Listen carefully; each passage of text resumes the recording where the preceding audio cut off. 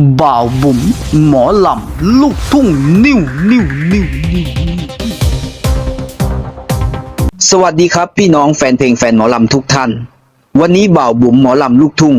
นิวจะพาทุกท่านไปชมบรรยากาศการแห่บุญกฐินที่มีครอบครัวน้องอุ๋งอิงเป็นเจ้าภาพ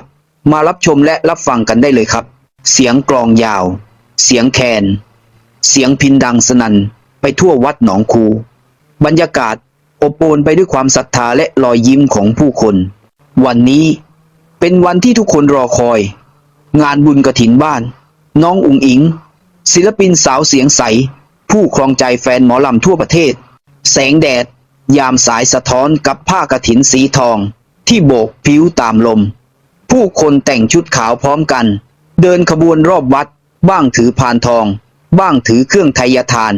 และอีกหลายคนถือกล้องโทรศัพท์เก็บภาพแห่งความทรงจำทุกคนต่างยิ้มให้กันไม่ว่าเคยรู้จักหรือไม่เพราะวันนี้คือวันแห่งบุญในขบวนแห่นั้น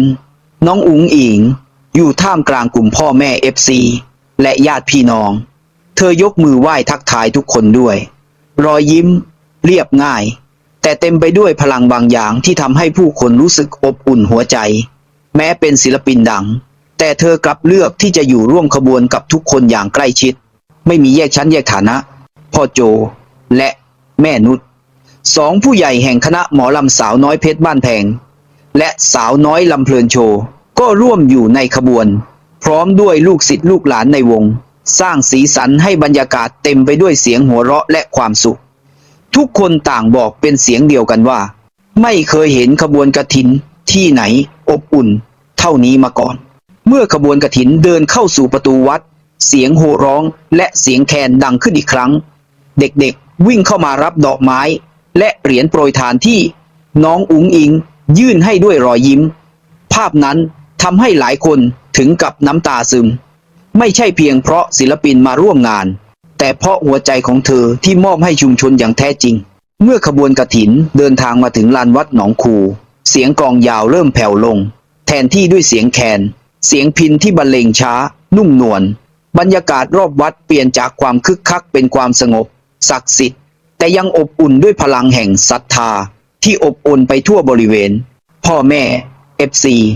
และชาวบ้านจำนวนมากต่างทยอยเข้ามานั่งเรียงรายใต้ศาลาในมือแต่ละคนถือดอกไม้ธูปเทียนและผ้ากฐินสีทองที่เตรียมมาร่วมทำบุญท้องฟ้าเริ่มเปลี่ยนสีเป็นยามเย็นแต่ทุกสายตายังคงจับจ้องไปยังเวทีกลางพิธีที่ซึ่งน้องอุ๋งอิงยืนอยู่ในชุดพื้นบ้านสีสุภาพยกมือไหว้สวยงามตามแบบฉบับลูกหลานอีสานน้ำเสียงของเธอเมื่อกล่าวนำคำถวายชัดเจนนอบน้อมและเต็มไปด้วยความเคารพในพระธรรมด้านหน้าเวทีพ่อโจและแม่นุชผู้เป็นพ่อแม่บุญธรรมน้องอุ๋งอิงรวมถึงศิลปินจากคณะสาวน้อยเพชรบ้านแพงและสาวน้อยลำเพลินโชว์ร่วมกันยกพานผ้ากฐินถวายพระสงฆ์เสียงสวดมนต์ดังไปทั่วศาลา